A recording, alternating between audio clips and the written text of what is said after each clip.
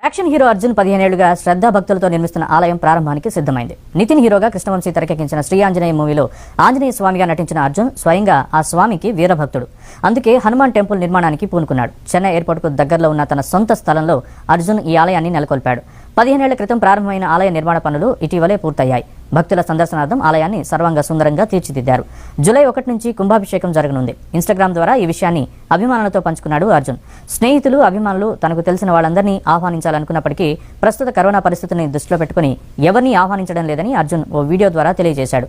ఇలాంటి కార్యక్రమాన్ని ఎవరూ మిస్ కాకూడదని లైవ్ ఏర్పాటు చేస్తున్నామని ప్రకటించాడు.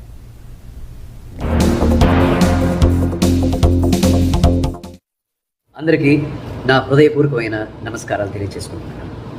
15 ఇయర్స్ నుంచి నేను నిర్మిస్తున్న ఆంజనేయ స్వామి గుడి పని ఇప్పుడు పూర్తయింది. దీనికి చెందిన కుంభాభిషేకం సమారంభం జూలై 1 and 2 చెన్నైలో జరుపుతున్నాం.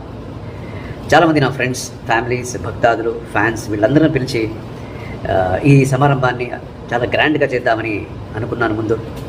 బట్ ఇప్పుడు ఉండే ఈ ఒక పరిస్థితిలో కరోనా ఎవరిని ఇన్వైట్ చేయలేకపోతున్నాను.